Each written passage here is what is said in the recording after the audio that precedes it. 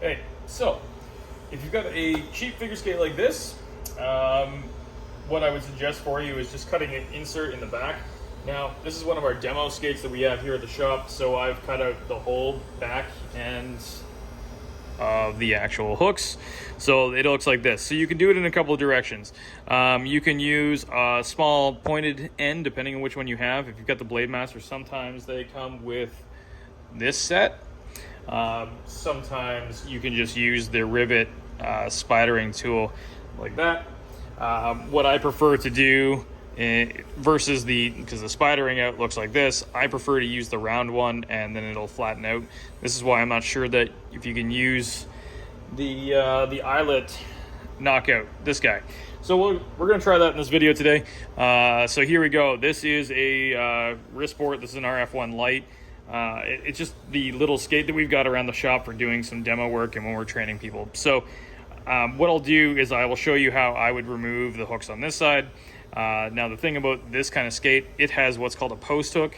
These post hooks here, you'll never break. The flat hooks like we've got installed up here, these guys are what you guys see bend and break off a lot.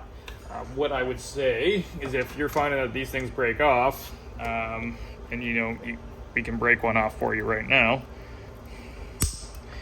just like that. If this breaks off, my suggestion is always grab yourself a pair of pliers. Now this one is obviously backwards, so it makes it a little bit harder, but if you grab a pair of pliers, you can grab it from the front and keep it from twisting, or in this case, this is gonna be a little bit more interesting because it's in that backwards way. But if you can get it to spin around to the front, which I will figure out in a minute, then you can at least grab it and then it'll keep it from rotating when you're trying to drill out the backside. Now, here is, that's how I would do that one. If you're doing a pair of skates like this and you have a broken hook, my suggestion for you is not just to cut an insert on these guys, especially since this is a thinner piece of leather through here. If you just cut this out, they're going to feel it because you can already feel the hooks straight through. So my suggestion is to go through the actual stitching here, pull out the stitching, peel back the skate, and then put in the hook and the washer, and then put the skate back together and restitch, either with a speedy stitcher by hand or with a patcher. So this is, again, that's your flat hook. Then you're going to be putting a washer on the backside, and then we'll either be crushing it with the pointed tool that I prefer, or depending on what you have, you can spider it out just like a rivet. So that's that. So since we're using this thing here, we'll use this eyelet knockout that we've got. I use a little bit different of a riveter setup, so I've got Fleming Gray FG1100s.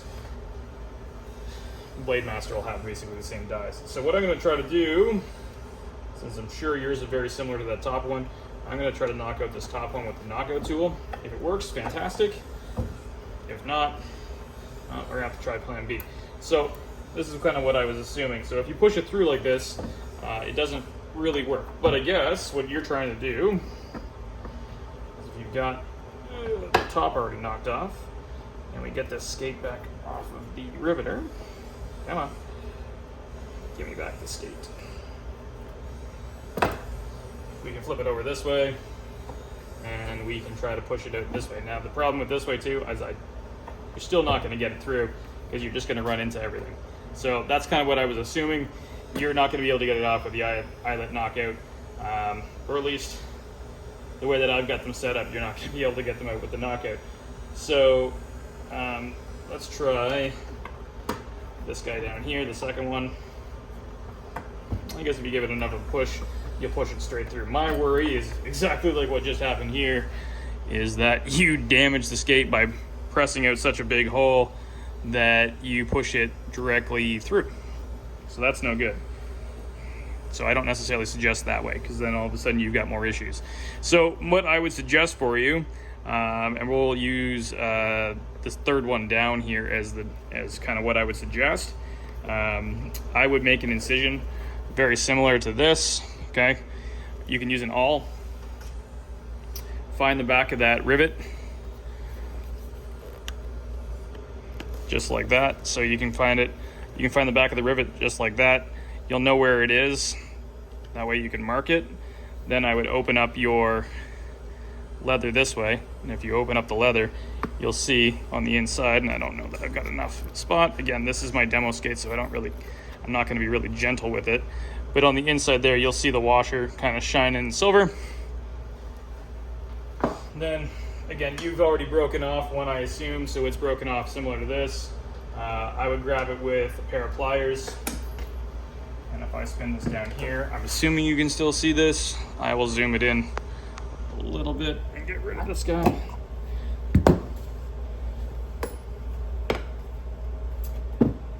My suggestion is always grab it, flip it. If you turn it open a little bit, because I'm throwing drill bits everywhere, you flip it open a little bit, depending on how you got it. It's a lot easier actually when you don't have a hook on there. Give it a twist so that it's actually open, similar, this way, so you can drill at it. If I go this way and I use the one that's on this side, which we've already opened up, where's my drill?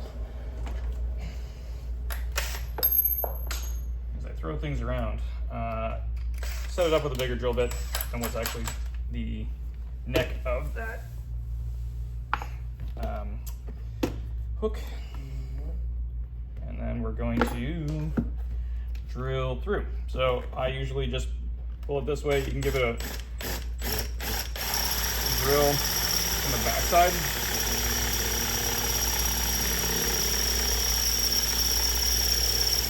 What you really want to do is make sure that none of the chuck or the drill bits are touching the other piece of leather. Give it an open. And then from here, throwing more drill bits around today. It's been a day of throwing drill bits. You'll start seeing that the actual hook will start to spin. That's bad. I'm going to use this one today as the tool that I'm using to hold it, just because it gets underneath a little bit. This one will get underneath a little bit better. Gonna open it up. You won't be able to see this one just because of the way that I'm going to have to hold it, but drill it from this side.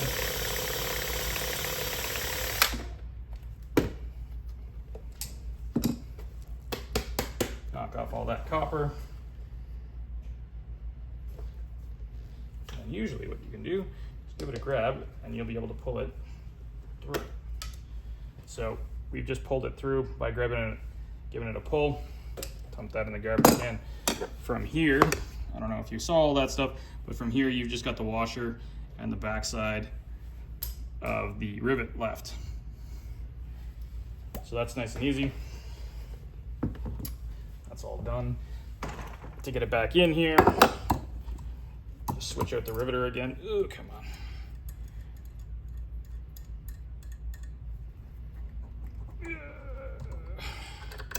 Should have fed in the other thing the other way. Come on, give me this back. Come on. The struggles. Okay, so I don't know why this is not letting me take it out, but it's not. 1, 2. Okay, again, so that's gone. My suggestion, again, depending on which one you have, if you got a Blade Master, you probably have this pin. So I'll put this guy in. And then you've got the die, the top dies for your eyelets. Get that guy set up top. And then we'll stick the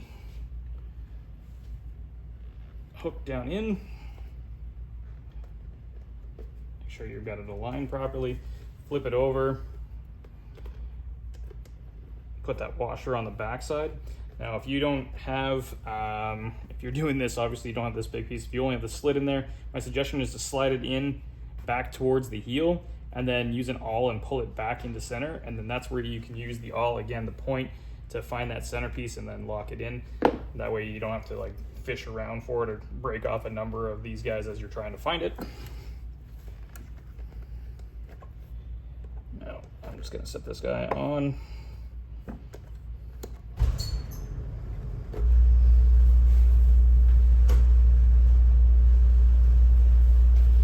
Of course, the air conditioning comes on while we're doing this video, so it gets nice and loud. Okay, the other way to do it, and sometimes this is the easier way to do it, is to center that guy down there, and then you kind of, and once this is, the hook is on top, leave this down here, center that golden rivet washer into the middle down at the bottom. And then when we drop this guy down, it'll fit in. And then we want to make sure that you got the right alignment, and you give it a little bit of a squeeze. A pop is just me with the handle hitting the back of the blade, and then you slide it off.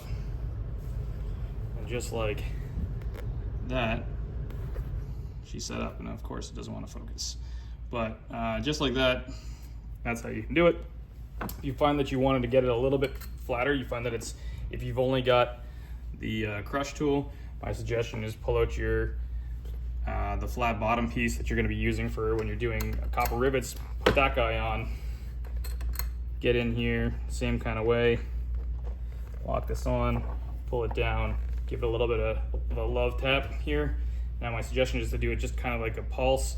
If you give it a lot of pressure, what you're going to find that you're going to do, if I can get this to focus on where I'm actually working, if you give this a press, and I'll show you how to break one. If you give it too much of a press in there, what you're going to find that you're going to do is you're automatically going to start to bend it, or you'll shear it down here. So go gentle with this guy when you're putting it on, and then that way you'll get this thing on nice and perfect. If you do happen to bend it, grab yourself your pliers, give it a very gentle pull back. Again, these are probably not the pliers that we should be using on this part, but you can always recenter it with that. So there you go. If you need anything, just send me a message.